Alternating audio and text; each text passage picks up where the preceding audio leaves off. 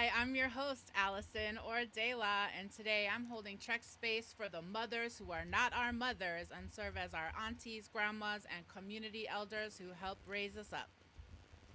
Hi, I am your co host Claudia, and today I'm holding Trek Space for those who build space for transformative justice. Hi, I'm your co host Maia, and I'm holding Trek Space for families separated by a broken immigration system. Hi, I'm your guest co host, Maya Mama, and I'm holding Trek Space for mothers separated from their kids. Yes, and welcome to episode 15 of the Trek Table. Thank you all for joining us and for holding all this Trek space. To our friends gathered online at twitch.tv/outpost13 or at outpost13.org, we're curious who or what are you holding Trek space for? And for our friends listening to us in the audio podcast, we'd love you to tweet at us and let us know who or what are you holding Trek space for. So as we think about the mothers who are not our mothers, those folks who are building transformative justice, families who are separated by a broken immigration system, and mothers who are separated from their kids, this and all the things that we're holding Trek space for today, I want to invite us to go ahead and take a breath in through your nose and out through your mouth. Thank you.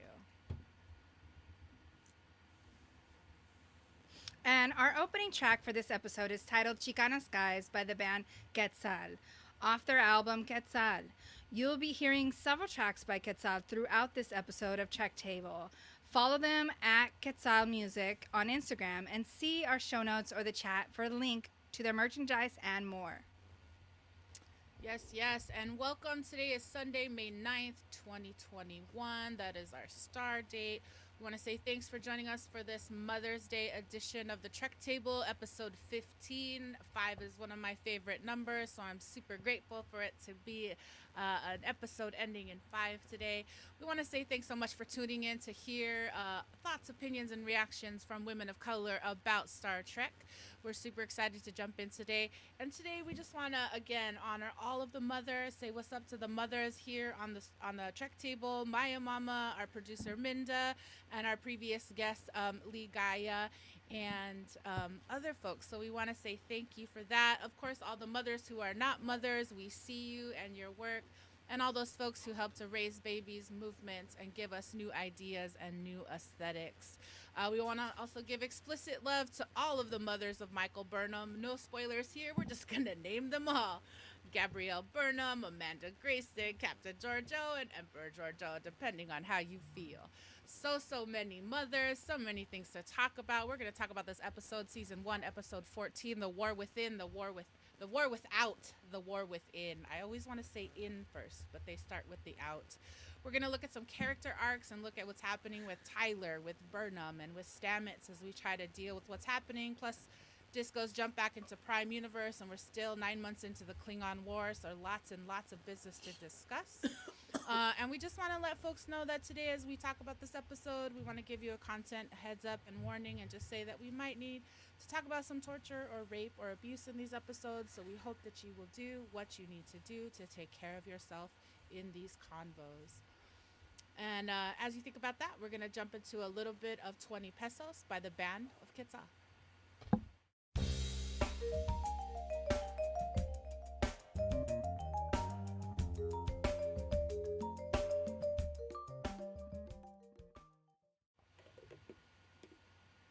And welcome back to Trek Table episode 15 as we talk about the war without, the war within, Star Trek Discovery season 1, episode 14.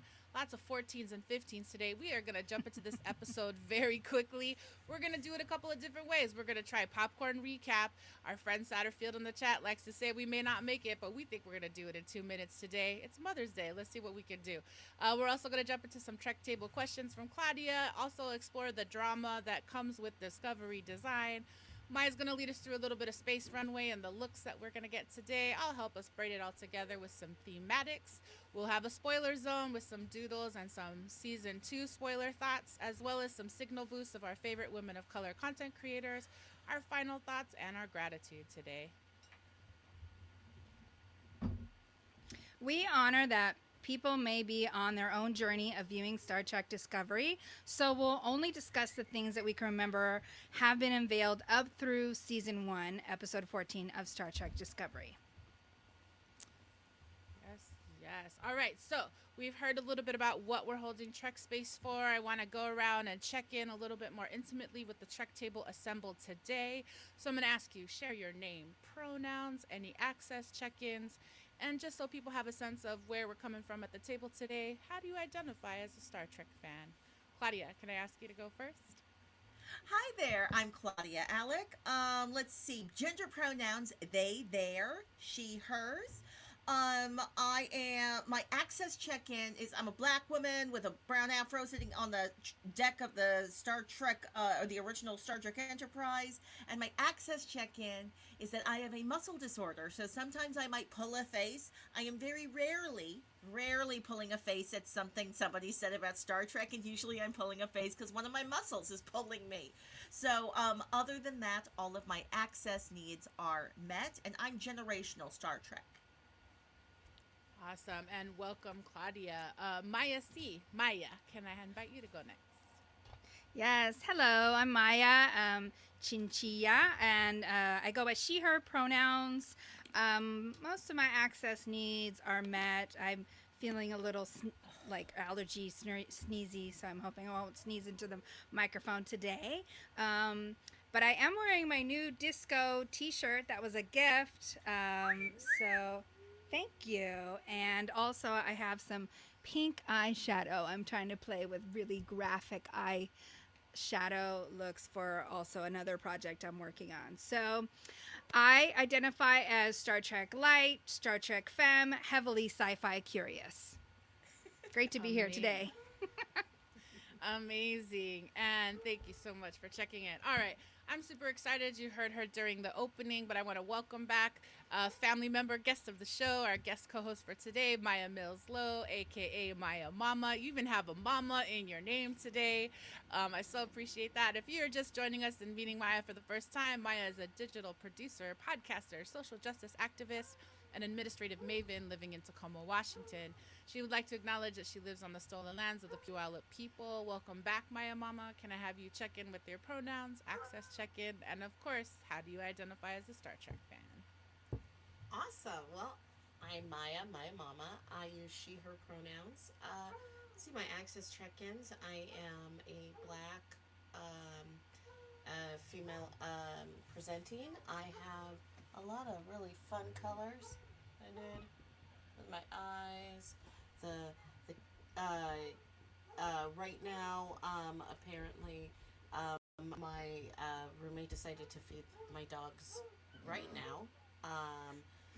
So I apologize for the dogs barking at this moment.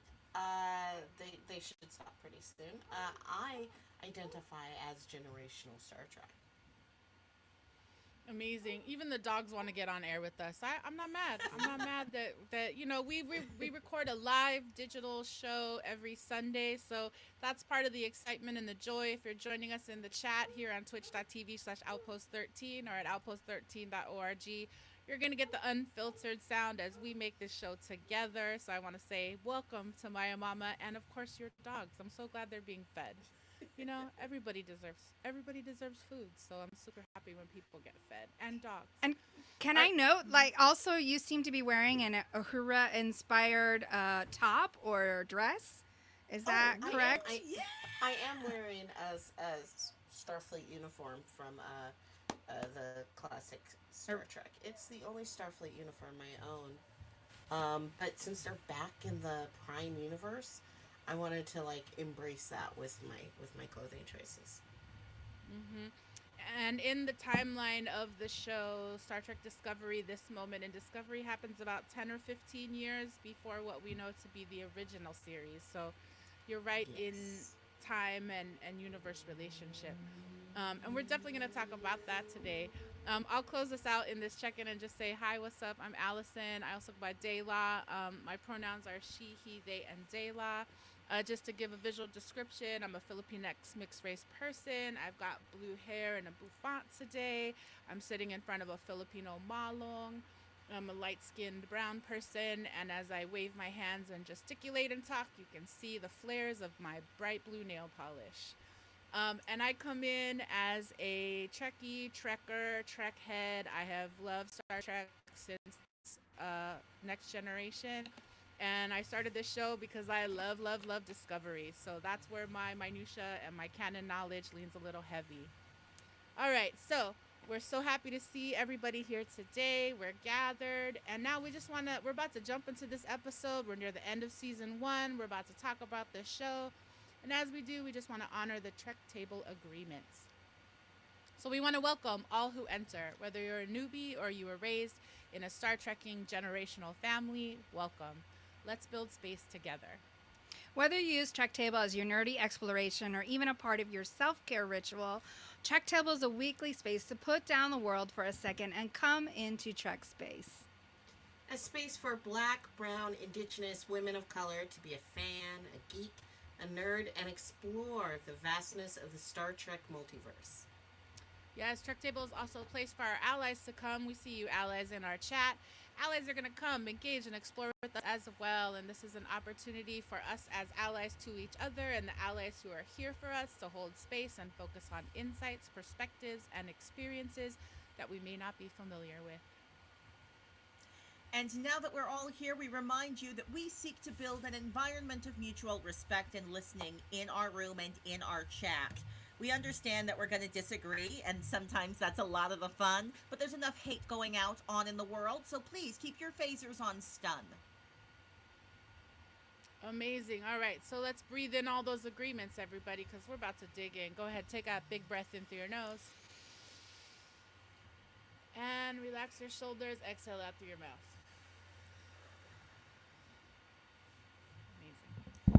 Well, this brings us to our first Trek Table question posed here to our table assembled here by voice and video and those participating at Outpost13 on twitch.tv. Question number 1 is, who's your favorite Star Trek doctor?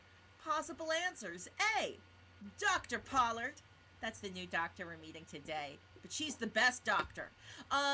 Or B, Dr. Culber. Oh, we just missed Dr. Culber. C, Dr. Bashir. Dr. Bashir, Deep Space Nine. D, Dr. Crusher. E, Dr. Pulaski. Do we got any Dr. Pulaski lovers out there?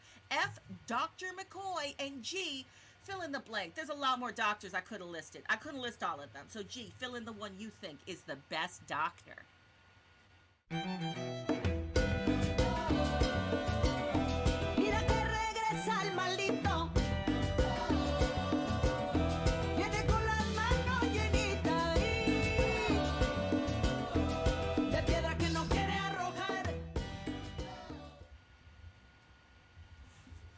And that was a sampling of Hollenbeck Gonzo by the band Quetzal, our theme song today for Trek Table Questions.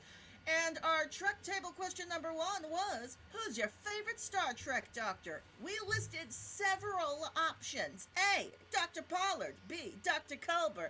C, Dr. Bashir. D, Dr. Crusher. E, Dr. Pulaski. F, Dr. McCoy. Or G, fill in the blank. I cannot wait to hear votes in the chat, y'all. Come on. Maybe we got some dark horses. There's a couple of doctors that I can think of right now, but we'll start here with y'all here. De La, favorite doctor. Okay, my favorite doctor is on this list, but I do have a clarifying question for Picard fans. Is the Rio EMH doctor also a doctor eligible? Because he's Hottie McHotterton. Yes! In the Picard world, I will say. But honestly, truly, before Discovery, Beverly Crusher.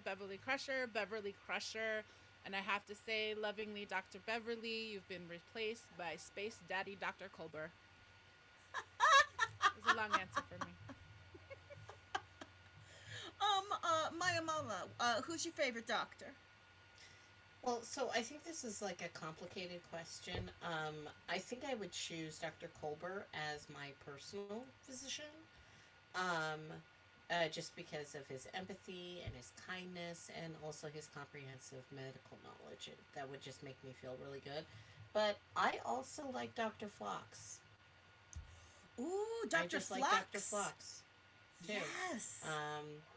He's a good-hearted person, but doesn't know enough about human anatomy as an exchange doctor. Just yeah. I fully Also, agree. I do not want Genovians are Dr. Flex. so fascinating. Which Um, series They is are he from? open. Where is Dr. Fox from? Dr. Phlox is from Enterprise, Okay. And which we took could go, place before this. and we could have some complicated conversations about his people's how they mate and how they formalize their loving relationships. Like wanting that character. I'm wanting those aliens to come into our show more. From the Agreed. chat, shout out Satterfield, EMH hands down. That is that's a good answer right there, right? But then also sharing that Dr. Bashir could have been if they had carried on with the storyline. But apparently there are some opinions about the Dr. Bashir storylines that got thrown away. We've got some Dr. Bashir love in the chat. Maya, how about you? Well, I think you would say, I would probably originally say Dr. Culber because I would certainly be happy with him. But I also have this faint memory of Dr. Crusher from being a kid. And when I just thought about it and you asked the question, I got warm and fuzzy feelings about her and also, Wesley Crusher. So I am choosing her. Oh, I'm going that's with so red. Wonderful. Going with red. Going with the redhead. I'm a little disappointed there weren't any Dr. Pulaski stands out there. Poor Dr. Pulaski. She was rude to Data. She was kind of mean to everyone, and she wasn't a good replacement for our redhead. So I guess that's why she doesn't get a lot of votes. I'm gonna go with the ratio in the chat as well as in the room. Dr. Daddy Culber all the way. He may not have all the tech that the EMH had on Voyager, but he's got the heart, and I'm here for it. And that was our Trek Table question number 1. Yes, and if you like having these dialogues with us, then we want to invite you to follow and like us and subscribe on Instagram at Trek Table and at Twitter at Trek Table 1. Join our convos with the hashtag Trek Table, hashtag BIWOC Trek, and hashtag Star Trek Discovery.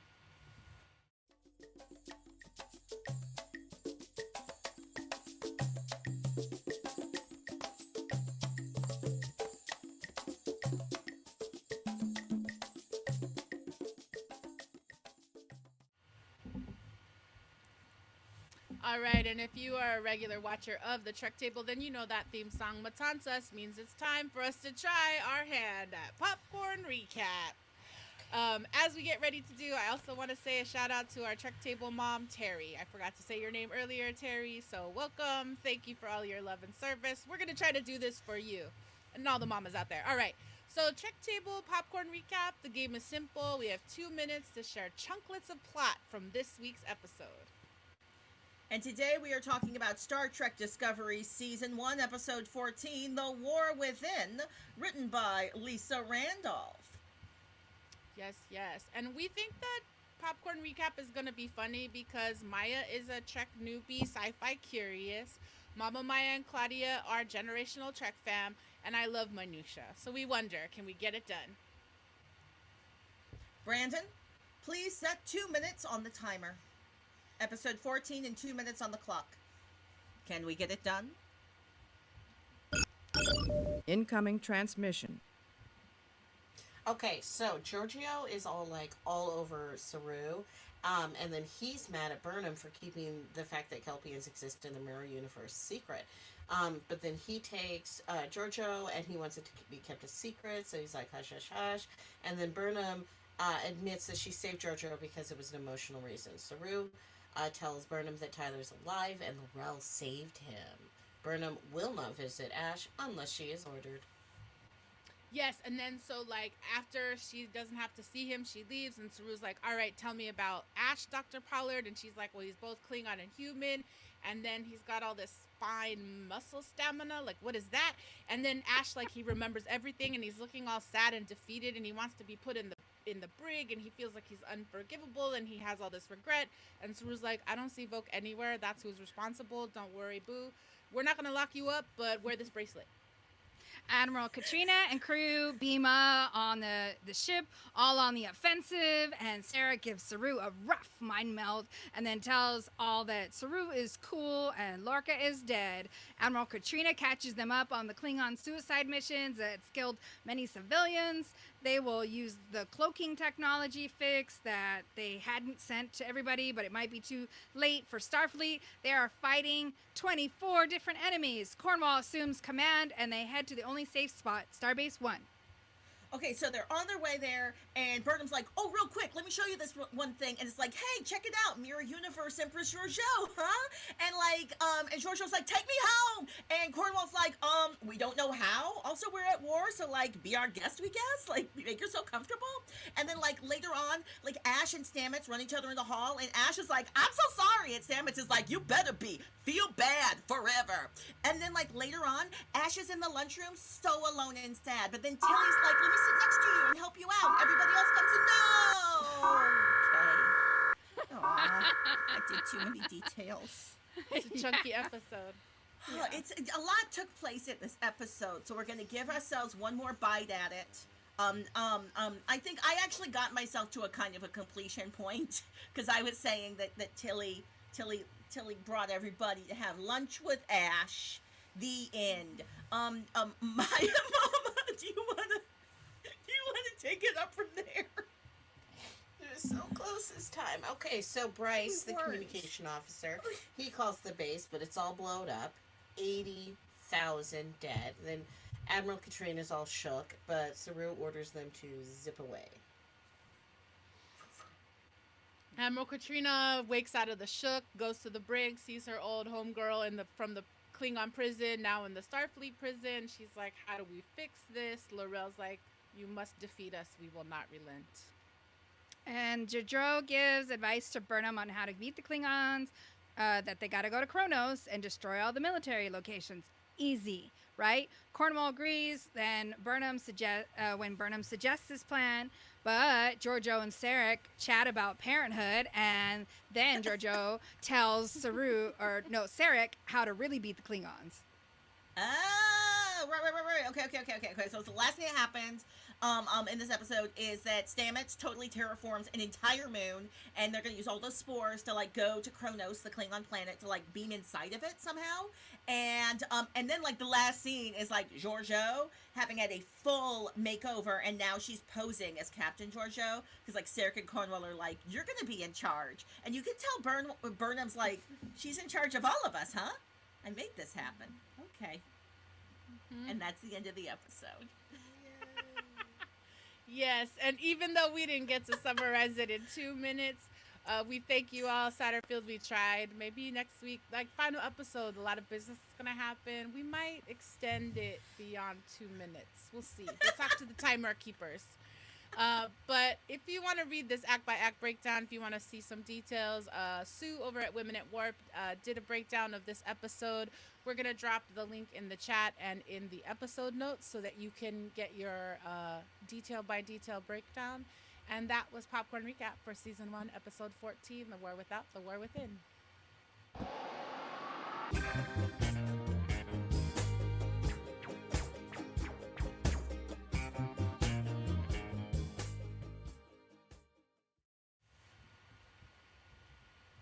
Welcome back, everybody. We're here to dish on the design elements, giving us all this drama. So I want to start with, because we've got a few topics that we can dish on. This was a pretty episode that had like some stuff happening. Can I just say, good thing they changed their outfits? Like if they were still in their Mirror Universe outfits, they would have gotten shot like on sight. Like those folks came in hot. Yeah. So that seemed like a really big deal. Do we have any other like reflections on costume elements? I was just noticing right away. I was like, oh, look at these folks coming in all aggressive. Who are they? And I see Andorians and squid face Tellurites and, the rest of the Federation boarding party. Oh my. So, yeah, we're back in a different, we are home, Toto. We are not in Kansas anymore. No, we're back to Kansas, I guess, right? That's the Prime Universe. So. Indeed. Terraforming. Can we reflect on the terraforming of an entire moon? That was amazing. Oh, I thought it was just lovely the way that you had. I just liked how the roots were growing before you saw the spores flying around and all that like electrical uh, life juice or whatever that was. I really The EM I don't darts. know how mycelial science works, but it was so pretty. It seemed a little phallic. The machine that was planting the seeds. Yes. I'm just saying, the entire scene had a vibe. It did. It did, and Life. the things that they Admiral Cornwell also gives the order for them to drop that I think they called them EM darts. So if you're watching some of the visuals on the screen with us, there's a shot where we see circular things hopping. It felt, and I did feel it was a little bit invasive, but yeah, we do get a lot of the shot. Thank you, Brandon, for showing that. So the circular dots are the EM darts that I think energize the seeds once they're in there to help accelerate the fertilization. So just lots of things. I also like that we got the open shot of the Discovery cargo bay as they sent all the rockets out to terraform this moon in the Veda system. Yes. You know, I can I just ask a question? Like, we've been seeing a lot of amazing holographic technology this season, which felt Totally. very new to me. It feels very fresh. I love that they can see inside the planets, and I love how, you know, Stamets is like, oh, we're going to do this and this to the moon, and we're going to be doing stuff, and we're going to go inside Kronos and do all these things. But does that globe look like it's informational to you? I'm just trying to figure out how this is better than an iPad. Next generation had iPads. That made sense to me. What is this floating in the air? Is this just me? I mean, I think it's fun, you know, and it's see-through. You know, it's probably more about having fun with design. I think the whole idea of, you know, whenever I'm trying to move my own monitors around, I'm like, I wish I just had a little globe that I could, you know, move from place to place and just use my hands. And I did also notice in the science lab that there's kind of like a screen. It very much looked like a screen, but it was still see-through. And I was wondering, is that something that we actually already have as technology? Because it looked close to something that we could probably have, because we are able to, you know, touch the monitors now with our fingers. But yeah, I really wish I didn't have to carry monitors and move them around whenever I need to and whenever I need to see, you know. Maya, you have fully moved me. I'm now realizing I'm stuck in the old school aesthetics of the dreams I had in the 90s. I need to have new dreams for today, and those are holographic dreams. Thank you. I have a theory though, and that theory is that there are certain ship's captains who don't like holographic technology. So certain ship captains are like, don't put that on my ship. And then certain ships become the flagship of the Federation, and then they just all start making ships the same way because certain captains just have a preference. And then all of a sudden people aren't really using holograms as much. It's just not it's not that they don't have the technology, it's just that it's out of vogue. I mean, we have certain types of technology that we have but we don't use. I mean, like fax machines still work, but only inconvenient companies make us fax things.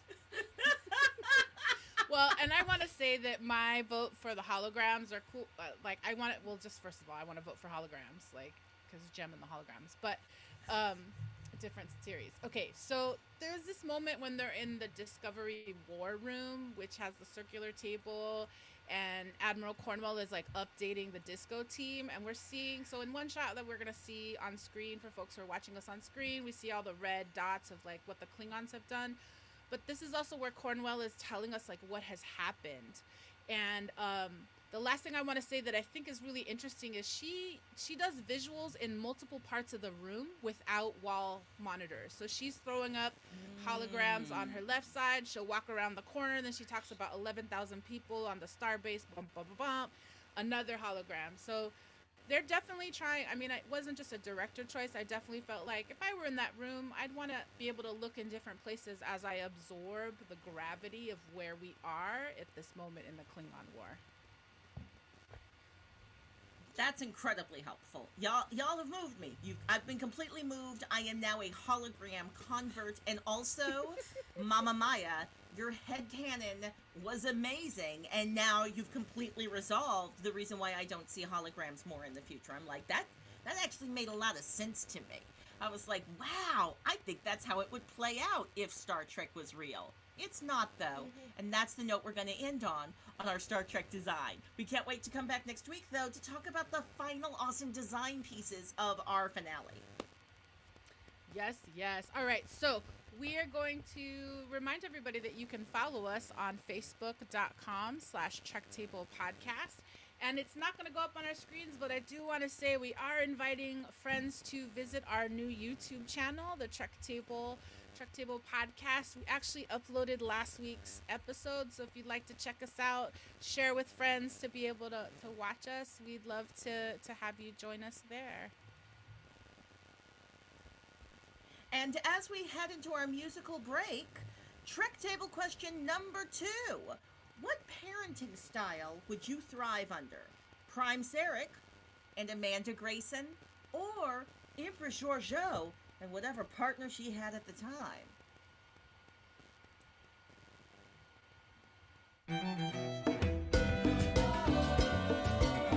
Mira que regresa el maldito. Viene con las manos llenitas de piedra que no quiere arrojar. Welcome back, everyone. So I started asking you, what was the parenting style that you would prefer? Now, of course, I gave Michael Burnham parenting examples, and those parents were, well, what was the parenting she received under Prime Sarek? The parenting she received from Amanda Grayson, or Empress Georgiou? What do you think, Maya Mama? Oh, Amanda, most definitely. I am very sensitive, and I would not do well under the pressure of either Sarek or Empress Georgiou. I would not do well at all. She Yes, writes stories. But also, I think that because she's human, that she definitely would be stern enough in an Earth Mama way. You know, like if I was acting up. So, yeah, be alright. That's who I want. I like this. I like this a lot. Dela, how about you? I'm going to say one of the reasons that I really felt connected to Burnham is because of Prime Daddy Sarek. I feel like the pressure to achieve, the pressure to show that I can fit within different cultural codes and systems, and just to rise to an occasion and try to find a way to deal with hardship in the way that Sarek, I think, tried to give Burnham the best skills he knew, which is not emotions but logic. So I know you're having all your feelings about losing your biological parents, but let's deal with logic and let's help you be a good. So not the best to deal with feelings, and I'm a big feeler, but I'm gonna go with Daddy Vulcan logic models. Yeah. I'm now realizing this question is, what's the parenting style you would thrive under? And and I'm like thinking, oh, I made this messy because Empress Georgiou, she was raising a child in a very different environment. It's different to grow up there. So who would I want to be my parent? I wouldn't want Amanda Grayson to be my parent in the mirror universe. I would get eat up real quick. Hey Maya, how about you? Who would you thrive under? Yeah, I like Amanda, and I like the idea of, you know, her also being human in a Vulcan world, trying to kind of negotiate that and help Burnham maintain her human side, reading her stories. But I need a splash of Emperor Georgiou once in a while. You know, I need a little queen handling, a little bit of like get to it. You know, let's no discussion. You know, so I can't handle that all the time, but yeah, you know, I had a Gemini mom, so both. I love it. Well, I also enjoy from our audience, Satterfield sharing Prime Sarek, I need logic. I'm loving that we've got some variety in our answers to this question, and I know we're going to get more into talking about parenting styles later in our conversation, so I'll bring us to a close here. And that was the end of our Trek Table question number 2. And now is that time in our ritual where we invite you to move in your seats and your screens, because it is now time for our Trek Table dance break with Trek Space Runway.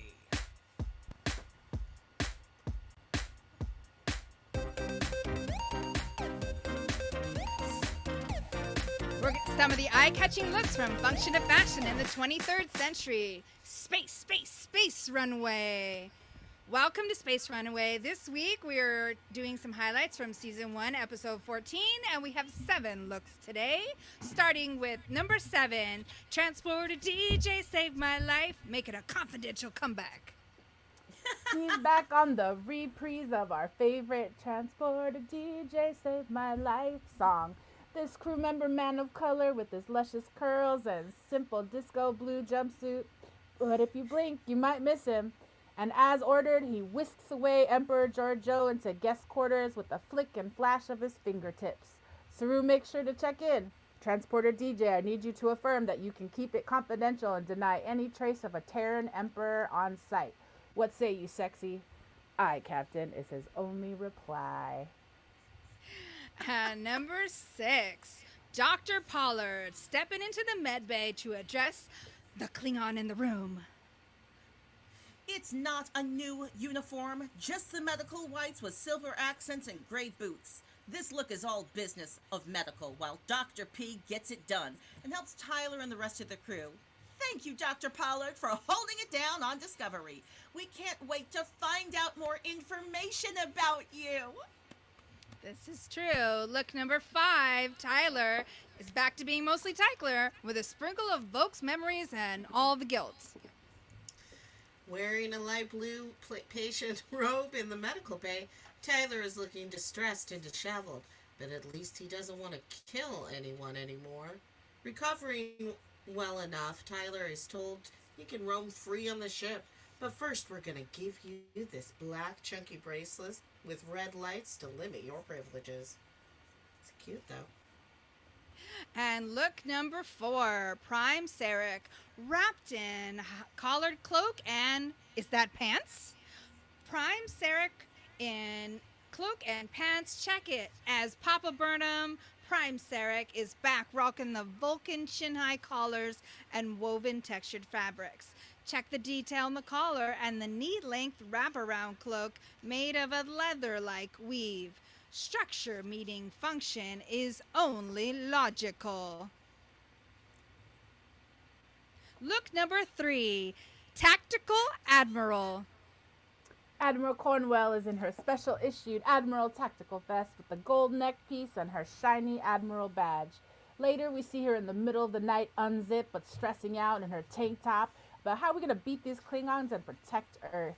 Check it out when she blows up Lorca's famous fortune cookies with her phaser. Anybody else feel good?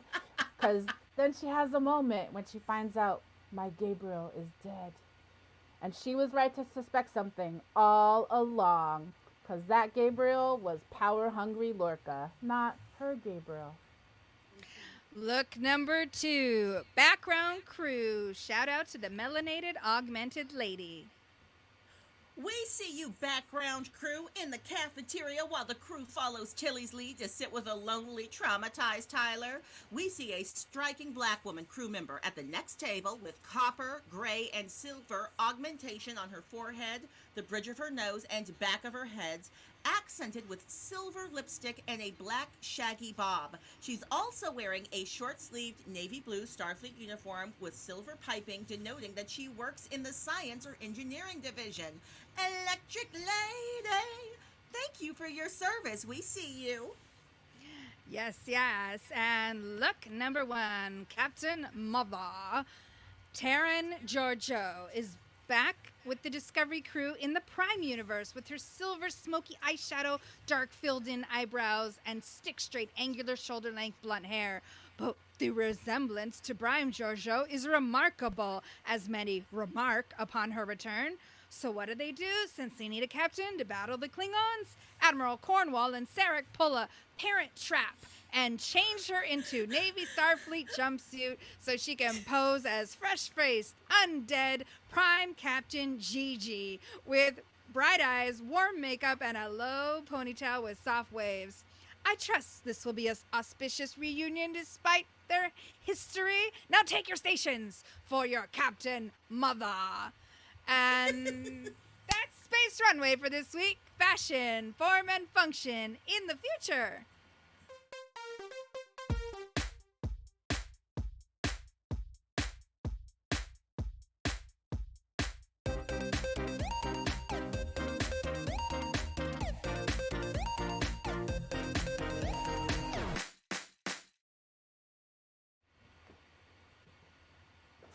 And we're back. And we want to say just one more episode to the season finale for Star Trek Discovery Season 1. Next week we will talk about episode 15. So join us on Sunday, May 16th. And we want to say thanks so much for joining us at the Trek table today. I'm just going to give a heads up to our audio listeners. Our video listeners. We're having a technical moment, and you are in the live digital recording. So I'm just going to take a second and ask Brandon if my microphone got fixed. Okay. All right. So it may not be showing up to friends in the chat, which I hope is true. Thanks for letting us pause on that. We're back. All right. So welcome to Thematics. We're so happy to braid this episode together. Some of the things we've already brought up and some of the things that we actually want to jump into. So basically, I want to first start with the Michael Burnham trajectory versus the Ash Tyler trajectory. Top of the season, we see Michael Burnham go through her accountability journey after the Battle of the Binary Stars and all of the things that happened there. And now we see who Ash really is. We've uncovered this truth about Volk. And Michael Burnham had a punitive justice kind of journey. She was reprimanded. She's the first official mutineer. She was sentenced to prison for the rest of her life, and because of Mirror Lorca, she ended up in a different set of services. But now we see Ash Tyler, who as Volk murdered a fellow crew member, also attempted to murder another fellow crew member, and Ash is on a restorative justice kind of journey. And so I just wanted to check in with the table, see how we're feeling about that. Claudia, can I invite you to check in with us first about the Tyler versus Burnham journey?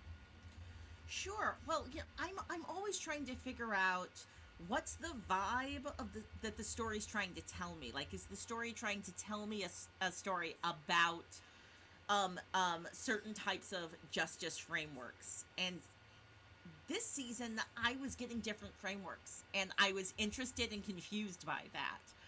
What is justice in this time period? I'm interested that Saru is so willing to create space for forgiveness for Ash Tyler, and Tilly as well is able to create this gigantic space for forgiveness and like a path to getting better. I do have to ask myself, is that because of their privileged positions? Does everyone in the Star Trek universe in this time period, do they all get that kind of transformative journey pathway, or is it only for those who are on special ships and have special positions? True that. And or happen to have a fictitious show following their lives so that we can see special treatment too, right? Yes, I want to support that. Maya Mama, do you have thoughts here about Tyler and his journey? Well, Tyler's not there yet. He has a real long way to go. But also, Saru is on his own path of discovery. But I just will never get over Tilly's capacity for kindness. Captain Killy with kindness. Well, that's a t-shirt I want. Yeah, she just. I mean, I have other opinions, and we can get into those things later. But like, yeah, she's a kind person with a good heart. Amazing. Maya, what say you? I mean, they all just at this point seem happy to be alive, and I feel like they're having difficulty like wanting to punish anyone who is still living, and so maybe they're feeling cautious, especially since they're in a war with Klingons and they need info, and maybe they need to pump him for info, as they've been trying to pump L'Rell for info as well. So maybe it's just not so cut and dry at that, because he is still part human, and he wasn't, they're putting the pieces together. They're basically, they do seem very forgiving, I have to say. But also, Saru at the very beginning is very forgiving with Burnham. Just like, dude, we made it. So, well, I don't know what's going to happen after this episode, though. Yeah, and I mean, I definitely see that we are adjusting to the fact that they're back, and we've joked about it in preps about how Disco doesn't get a breath. Like, they've just survived. I mean, Burnham just literally survived a big, massive battle. We spent at least 7 minutes last show talking about the fight scene that several of us were in love with.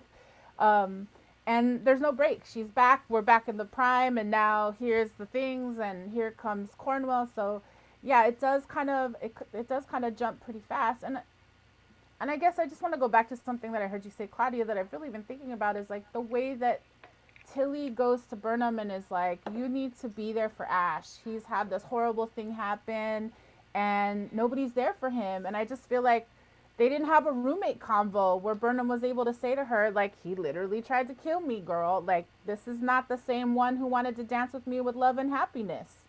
So I wonder thoughts about this healing. Is Tyler the abusive boyfriend? Does he get do we get a pass on this? Like, how does this wash out? Maya Mama, I see you. I think we're more dealing with a situation of a partner with a mental illness more than an abusive partner, and so are they allowed to leave because behaviors are challenging, because they can't be heard? Absolutely, absolutely. And does Tilly have a right to ask Burnham to talk to Tyler? I think she can ask, but also she needs to understand if Burnham wants to say no, because she doesn't have to do that. She never has to speak to him ever again. I also name it's interesting. I just think about the harm that Stamets received from Saru's decision, and I wonder, was Stamets involved in deciding, oh yeah, we're all good with you, Ash, walk around, do whatever you want, like was like, because if I was running Starfleet and was trying to make transformative justice, I feel like I would have roped in the person most harmed to be a part of that decision making. That's not how Starfleet rolls, though. They're military. Okay. Maya, any other thoughts here? Maya C?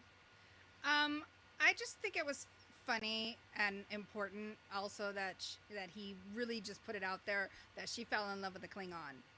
I mean, and that was sort of the part of the backstory or the tension there that,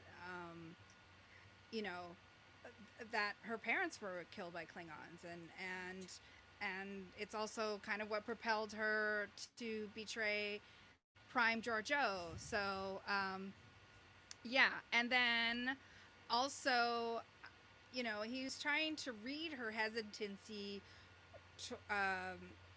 towards intimacy and vulnerability. And yes, she needed to be read about that. She needed to be called out about that at the beginning. But I think that's way more complicated. I'm not sure that that's what's happening right now.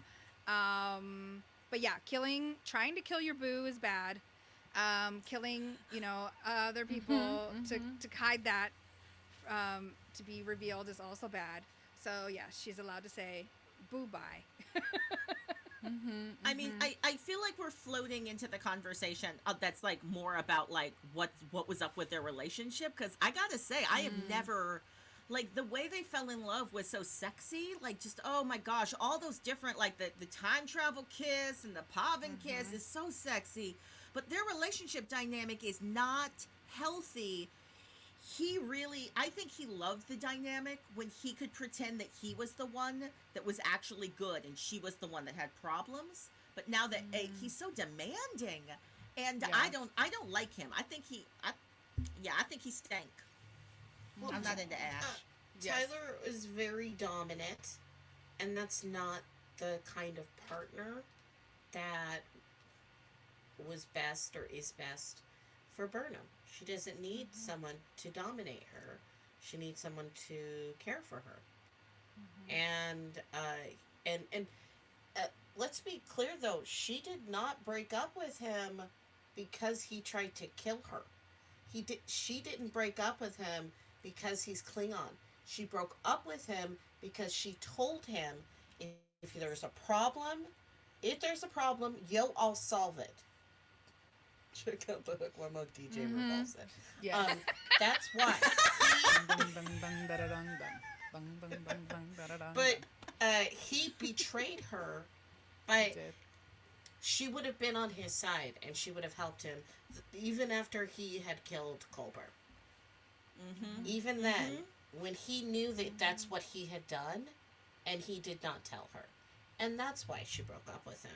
Not because of intimacy or vulnerability or because he's a Klingon, but straight up normal relationship problems, really, of trust. And, yeah. Yes, and I didn't mean to cut you off. I just want to say yes, and I will say that I had a physical reaction in the scene when Tyler steps towards her. She stepped back. I was like, "Oh no, no, no, no! If this is about intimacy, don't rush up on her." So, just lots of questions. I feel like folks looking at, theater directors and other folks. It just makes me think a lot about intimacy work and like how do we give people permission to be in our space as we're creating, but also in our lives, like not just as characters, but as people in our lives. How do we make sure we're safe? So I know this topic is not done. I think there are several other conversations next episode and maybe in the future about. We'll see what happens with Burnham and Tyler. Are they done? It's just she leaves him at the end of this episode and she says and then the last thing I want to say is she says to him at the end, you need to crawl out of this yourself. I had to crawl out of it. I had to come to terms with who I am. I need to do that work. It is punishing. It is lonely. You need to do that too. And I will say some of my favorite writing in this series that it doesn't become where the woman has to save a dude. Like it just felt like we're about to go into a trope and we didn't. So to help us move along, you could keep talking about Tyler, but I also want to talk about the strong forces in Burnham's life because we finally get Ma and Pa Burnham on this show. As Claudia has lovingly coined, we get to see Emperor Georgiou assess Prime Daddy Sarek, and they each talk about their ward, and my daughter does this, and my daughter does that. Thoughts on the parents assembled and how Burnham is dealing with this? I just loved the scene so much. I loved how they, were checking each other out, assessing each other, and it felt like they had so much in common. So much in common. It made me go, oh, this is why Empress Georgiou and Prime Michael Burnham can get along so well. Yeah. Yes. Other thoughts? Burnham has something magic in her that just makes everyone love her. It just seems like, it just doesn't take a long time for people to just like be like, yes, you're the best. But I really loved her conversation with Sarek when she's walking him to the turbo lift, or not to the turbo lift, to the transporter room. Because I think that people forget that Vulcans feel emotions very passionately. They just suppress them, and so him just expressing light affection is like kind of like screaming from the rafters, and him telling her to never regret loving someone, Like, that was a really big deal, and it was nice to see how much he loves her and cares for her. It's just nice. I felt the Asian dad saying "I love you" without saying "I love you" and not hugging you, but doing whatever you do to say goodbye. Yeah, yeah. Certainly, the live long and prosper. I'm still working on my hands, actually. Yeah. Friends in the Twitch. I'm looking for tips on how to teach myself the Vulcan salute. It's not working. I'm working on it. I think you had to have worked on it since you were a kid. Yes. Yeah, pretty much. I Yeah, can- that's what it is. It's muscle memory. Is it? Okay. All right, I'm going to do some muscle activities. All right, I know there's still lots to say, and we're about to go into spoiler zone, but this last question I'm going to jump us to is, we're in this prime universe now. Admiral Cornwell, we see some, what I do also love in Discovery is that we're getting a woman admiral who's helping us deal with all the hoo-ha. Our rest in peace, Admiral Terrell, the Black Vulcan admiral we were loving several episodes before we hopped into the Mirror Ball universe. He seems to be gone. We get Admiral Drake, who's another woman of color present, another Asian American admiral behind her, or Asian woman looking person, in addition to the Andorians and part of that squad that showed up when they took over the bridge of the Enterprise. So we're in Prime Universe, Klingon War, super deep.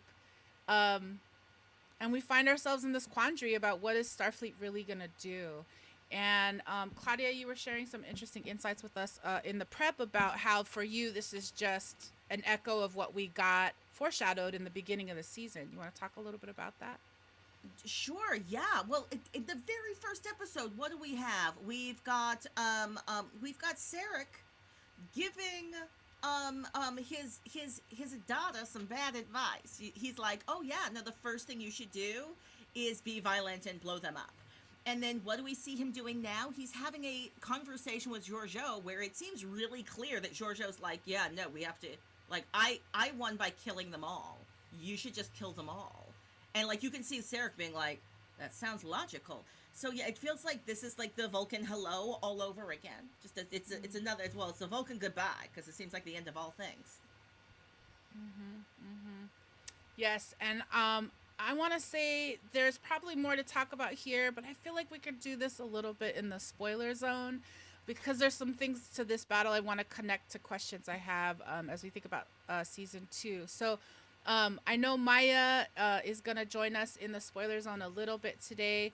And so here's what I want to say. If you're watching us on twitch.tv/outpost13 or at outpost13.org, we're about to jump into the spoiler zone. You can visually see us go on and in and out of the spoiler zone with the red spoiler zone or the green spoiler zone. If you're listening to us on the audio podcast, give yourself 5 minutes. We're going to be in this spoiler zone for about 5 minutes. You can turn your audio down or mute it. All right, so here we go. If you are a newbie and you're not listening to us, feel free to share your Star Trek doodle with us as we do. All right, Brandon, here we go. Everybody, into the spoiler zone. 3, 2, 1.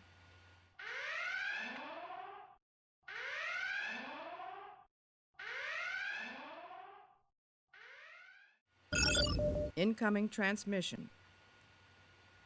All right, we have 5 minutes on the clock. Maia, Chinchilla, thoughts in spoiler zone for today? I know that they're going to need Tyler to help win this war. So that's why they're keeping him around. That's why, Larella's still there. It's like, before it was like, oh, we're in the mirror universe and, I don't know if you knew, but here you lost the war. So now that they're back, they need both of them for sure. So I think that's the main thing I was thinking about. I don't know. I think I should let you all to it. Leave you all to it and see what I can doodle. All right, so I'm going to invite you to take your headphones off or mute us and go ahead and get to your doodle. Thank you. All right, the rest of us assembled in this Trek Tabor spoiler zone. Claudia, I want to honor that you brought up last episode at the end of spoiler zone that Lorca falling into the mycelial core felt like a nod to him showing up later. I also feel like that could have been true. I guess all I want to say, setting something up. Setting something up that I wonder if in the producing of the show the contract just didn't come true. I don't know. But yes, I felt like that setup. So I just wanted to loop back to that and say, I actually realized when he disintegrated, it falls into the rules of what happens because of how Culber is able to survive into the mycelial network. It only takes a teardrop of DNA.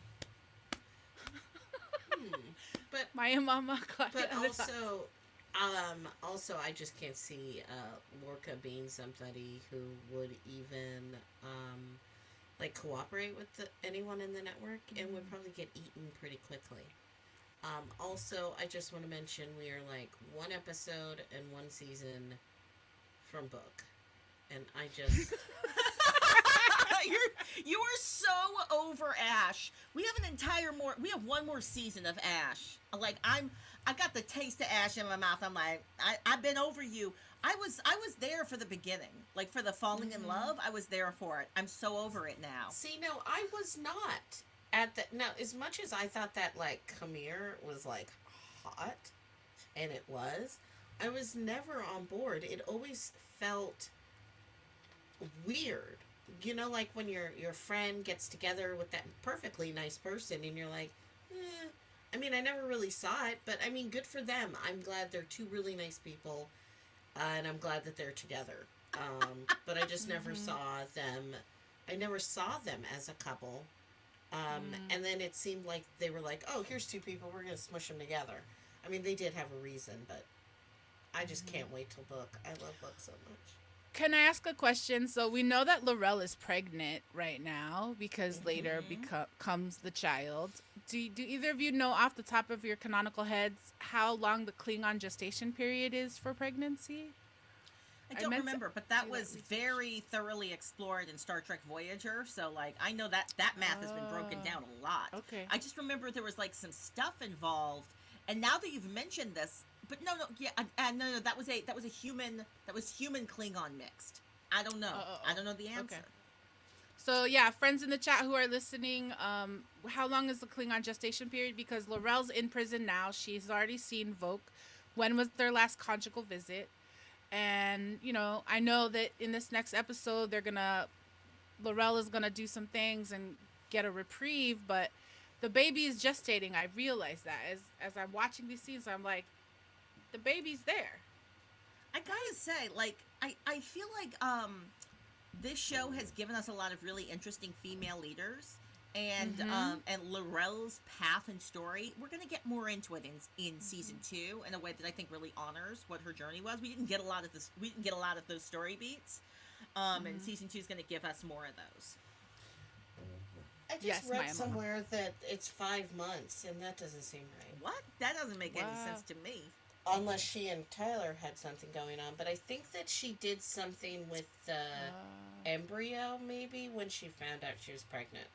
That's totally what she did. Oh, that's what it is. They froze them? I think she did something, and then she, like, had the baby, and then she gave the baby to the people, and then she had to give the baby to the other people, and Yeah, it's an entire thing.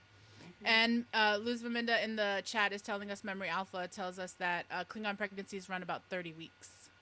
That's the time. Thank you for letting me ask those questions. They're important. Transfer of data is complete. And that's how you know all of the... we shouldn't tell you anything anymore. I'm back. All right. What happened? So many things. All right. There's so many things happened. Thank you all for joining us in the spoiler zone. All right. As we start to close out this section, Maya, what did you do, though? Can you describe it to us? Show us in the screen? Yeah, I don't know if it's easy to see. It's just like that back shot of Mirror, Taryn, Giorgio coming into the room with the ponytail, the back of her head ponytail, wavy ponytail, and wispy hair. That's good. And then over here on the left, I was trying to, on my left anyway, I was trying to do a tiny little picture in the background of Burnham being shocked with her kind of flat top, curly, short crop hair that she has, but it mostly looks like a little cholo in the background. So with really big eyes. So I can hear the music by the show composer swelling as the doors open. like, who is that? Right? And Detmer's like on the bridge, like, oh my god, it's Captain Georgiou. Anybody else catch how happy Detmer was to see her back? I just wondered, don't they all know we just saw Emperor Georgiou? Yeah. Don't they figure this out? They should know this. Maybe she just really likes Emperor Giorgio. Did anybody think of that? Maybe Detmer's like, oh, my queen. Mm-hmm. Mother of the fatherland. Yeah. I love it. I love it. All right. We could go on and on, but those were our thoughts today for thematics from Star Trek Discovery Season 1, Episode 14, The War Without, The War Within. Oh, and as we head into our final Star Trek table question number 3, our question is, do you agree with keeping the Mirror Universe secret?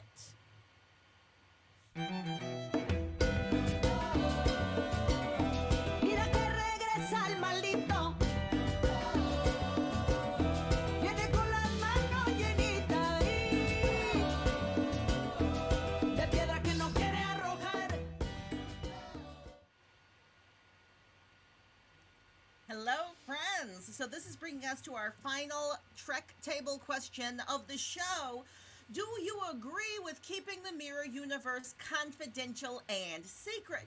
Because they were putting that secret on lock from the get. Now, we all know that, like, every single time it's been brought up in different iterations in Star Trek, everyone's like, wait, there's another universe? So they've kept the secret well. People were getting surprised all the way up into the latest iterations of Star Trek. Saru is like, disco DJ, keep it on lock, keep it quiet. Katrina's like, folks will lose their minds if they find out. So just let me know, Maya Mama, do you agree with their strongly held belief that the Mirror Universe needs to be kept secret? Absolutely. I think it's too much temptation. Also, you can't be punching holes in reality. And there's a lot of sci-fi science to back that up. If you punch holes in reality punches back, I think is how it works. But yeah, like it ends up being a bad idea. They really should stop. All right, Libby Mendes, it doesn't make sense to keep scientific discoveries secret. So no, I don't agree. All right, so we've already got some disagreements and agreements. Maya Mama, you make a very, very good case. I read your name completely wrong. Terry, I fully agree with what you just said. Let's see, Maya, what's your opinion?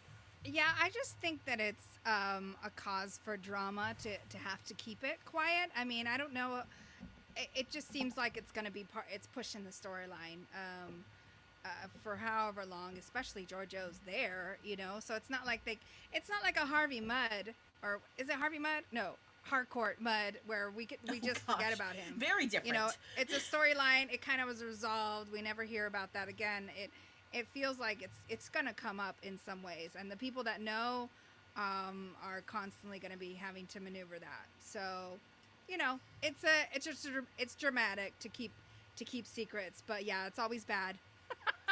Okay, so we've got it's dumb to keep secrets, don't do it. You should not tell people this secret. They will not be able to keep their head on straight. Satterfield says, yes, people are stupid. They might do something stupid with their knowledge. Just imagine the other races knowing they can double their army. I never would have thought of going to the Mirror Universe to bring a bunch of people back with me. All right, well, that's new headcanon for me. That's fun. I like that. Jedi Branch. Also, J.J. Abrams' movies universe is canon, too. Okay, this is true. I don't like it being true, but it is true. Lens Flare universe. I see you, and I'm resisting even responding to that. I will give this personal opinion held by myself.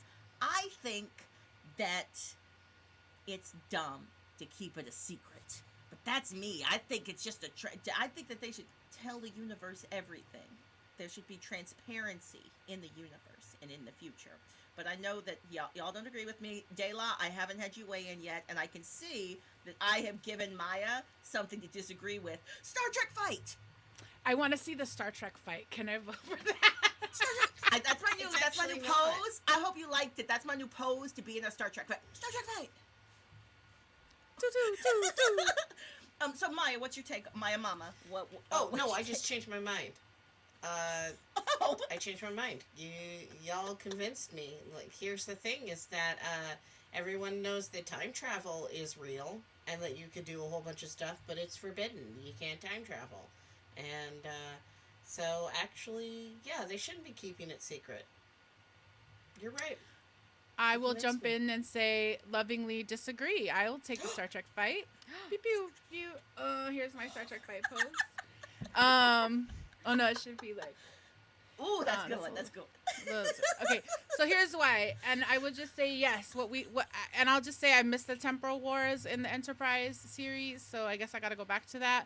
But we got to Temporal Wars Accords because we survived a war. And I feel like I agree with Sarek's baseline assumption that if people knew they could go to a mirror universe and find their loved ones, I think we would have a lot of crossing back and forth. And then not doing spoilers, but just saying I'm curious about the impact on a body. I can't even go time zone to time zone without my body getting mad. So I just am curious. I'm curious. I mean, sometimes, from one car ride to the next, even. Like, let's not even get on a plane and fly around where the air, where all the molecules change and stuff. So I would say, I'm going to say keep it a secret because I also, I have a lot of other thoughts about people splitting atoms and super colliders, but that's not this question. I think that was the other thing I was thinking about is the technology and how that other ship that they had, all the blacked out information that Terran Giorgio. The Defiant. Something happened to them, right? Where they kind of just disintegrated or like went turned on each other. So I think that's a big that's something to think about, in terms of, I mean, what's going to happen to you when you're doing all that in between worlds business? Yeah, and here's another question that we didn't even think to ask, which is, because I was just thinking about, like they're keeping it a secret from everyone inside Starfleet. They're also keeping it a secret from everyone in the entire universe that's not a part of their special club. So, that's true. Amazing. Well, I feel like we have just had a beautiful Star Trek fight, and we have modeled that you can disagree on things and still remain Star Trek friends. And that brings us to the end of our Star Trek questions for the week. Yes, and please join us. Oh, please join us in the after chat today when the host will discuss the bonus question: who is your favorite Star Trek mother?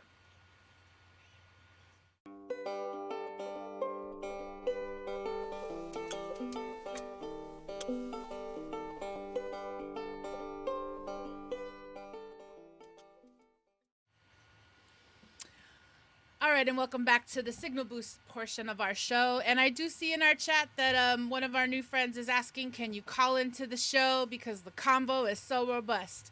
No, you cannot quite yet, but you can participate in that twitch.tv/outpost13 chat. So we're glad that you showed up, Sean6572. Let us know your questions in the chat. All right, so today we're going to amplify and hold space for Black, Indigenous, and Brown women of color creators who are content creators, community builders, and world shifters. Maia, you have an exciting update for something we boosted last week. Can you tell us a little bit about what's going on with Native Voices? Yes, it's been extended. So Trek Table is proud to amplify Native voices of the Autry Museum of the American West and their virtual production of the new adventure of Super Indian. So the show has been extended. You can check it out at the autry.org, but it's been created and written by Aragon Starr of the Kickapoo tribe of Oklahoma. The new adventures of Super Indian unfolds over 3 audio episodes that tell the comic exploits of super Indian, an ordinary reservation boy turned superhero, and the residents of the fictional-leaning Oak Reservation. Catch the episode online for free until July 28th at the Autry Museum website, theautry.org. Great, thank you. And Maya Mama, can you share some news about this upcoming film festival? Love to. The International Queer Women of Color Film Festival is back. June 11th through the 13th. They will premiere 20 films in 3 screenings during their free virtual Queer Women of Color Film Festival. The 17th anniversary festival focuses on molten connections, awakens steadfast bonds of diaspora, and sparks a metamorphosis of love that withstands time. From Chumash ancestors who map the stars, to 2 older queer women unearthing a geode of love, to an undocumented Mexican grandmother creating networks of mutual aid during the pandemic. These films resonate across generations and lay the cornerstone for change. Check the chat and our episode notes for links. Amazing. And last but not least, Claudia, can you tell us about our friends at the Ripley's Improv? A former housewife of a famous athlete, Milagros turned to monster hunting after a succubus killed her family. Played by @Eliza Pearl. Catch the replay of the Ripley Improv's opening night performance of Slay at their twitch.tv channel, Ripley Improv. We'll stick it in the chat. Amazing. Thank you so much. And if you have a woman of color content creator that you want us to amplify, let us know by sending us a DM on Instagram at TrekTable or at Twitter at TrekTable1, and we will be happy to amplify that. And we want to say thanks to everybody who's out there making new things. We're so super excited to amplify that. And those are our signals to boost for TrekTable episode 15.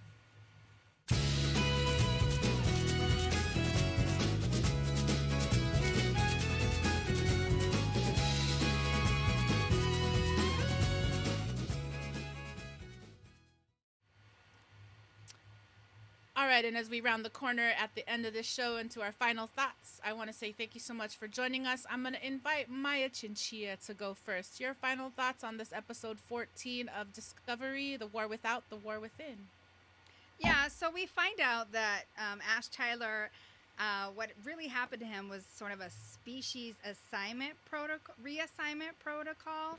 So I was curious about that because I have, just thinking about gender reassignment is the only thing I could when I've even heard that word before. So I don't know. I'm curious because I don't really know if that's something that's happened before in the Trek universe, if that happens in the future,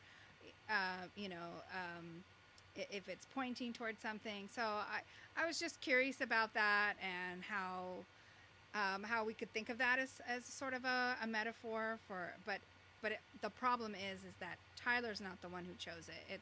It's Volk and Laurel. And then one other thing that I wanted to mention was just that, I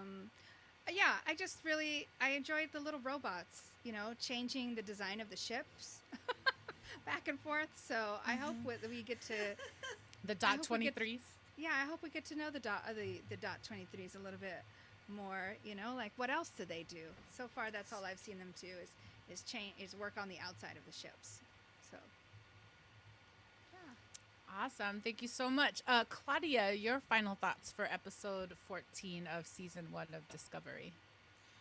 Well, this particular episode was one of those episodes where, they're setting up all the pieces, so, awesomeness will happen in the next episode. And I love the episodes where they're slowly putting the pieces in place, where you can feel like you can see the bones and the scaffolding of how the story is going to happen and the awesome action set pieces. So, I'm just really excited about the finale. But it's also strange. I can feel them setting me up for season 2. Sometimes narratively, I feel like I'm being set up to be like, the end! That was awesome. And I can feel myself getting strung along. I can tell that they're going to be like, the end, but I'm here for it. Amazing. Thank you. The end, but also. Yes, I love that. And it's not quite the end yet, but also I want to invite back in our guest host for today, Maya Mama. Do you have final thoughts on this episode before we? You know, I was having a lot of feelings about this because this episode was a lot about emotions and feelings and how people feel and process different things. It's a really good episode. I think it's kind of underrated because it is. I mean, technically, this is the boring exposition episode before the finale, and I have to say that I did not give this episode as much kudos during the first time I saw this, but I really like it, and I think it's really good. It's important. Mm-hmm. Glad I saw it. Awesome. And I would say my final thought is just a shout out to the director, David Solomon. We didn't get to give you props today. I really appreciate this episode. It's one of my favorites to kind of wrap myself into season 2. So I realized that it's been super fun to kind of talk to everybody about it and ask these questions I've been feeling for a long time. And I think what I find hopeful about this episode is thinking about the possibility that we can regenerate ourselves and regenerate new life, and thinking about how even though Stamets is feeling all the feels because he's lost his love, Dr. Culber, and we get to see him confront Tyler in the hallway, we also see Stamets be able to become a mother himself and birth this new planet filled with all these spores. So I just want to give Mommy Stamets all the love for your mycelial moon. I'm so happy that we got to see these spores grow and understand that level of the spore drive in a way that I didn't expect. So that is my final happy Mother's Day acknowledgement to all of the mothers, no matter your gender, the way in which you are able to birth new life and create new things. Sending you lots of love.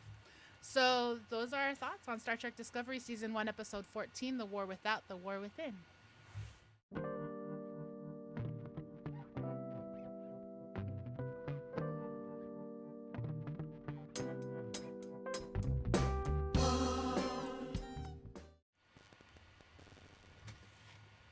Thank you all for joining us for Trek Table. Don't forget to sign up for our mailing list at trektablepodcast.com.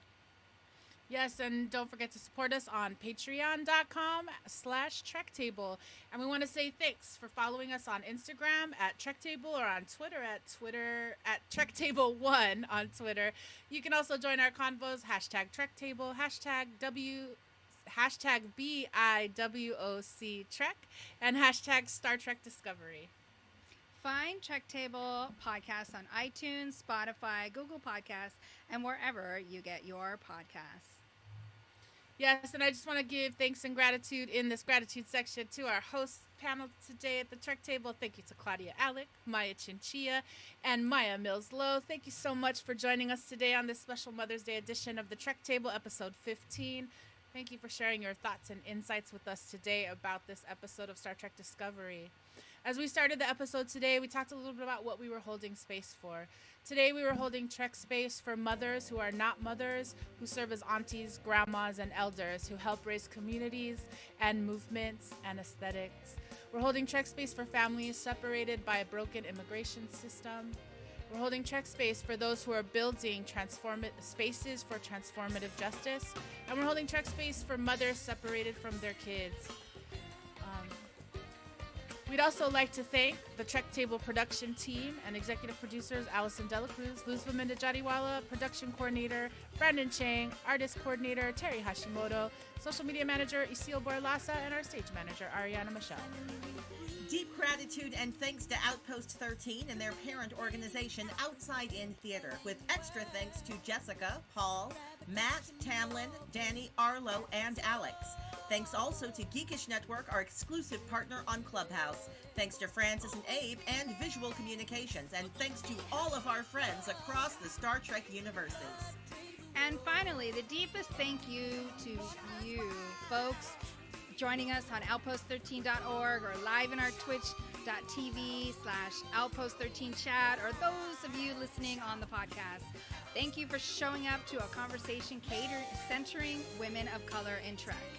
And Trek Table is a service mark of De La Projects, LLC. Yeah, so we want to say thank you to all of you for coming today. Thanks to Aten, Carbob, Commander Root, Doc Zulu, Lai Such, Maya, Mama Satterfield, Storm Unity, streamers and community, and Transwarp Witch, and all of our friends joining us in the Twitch chat and on outpost13.org. Thank you, listener, viewer, for coming to the Trek Table today. Let's close this ritual with one more big breath in. And breathe it out. Thank you. Remember, only one more season in Star Trek Discovery one more episode in Star Trek Discovery Season 1. Come back and join us next Sunday as we close out this season and make an amazing announcement. We look forward to holding Trek Space for you again soon. Thanks for joining us.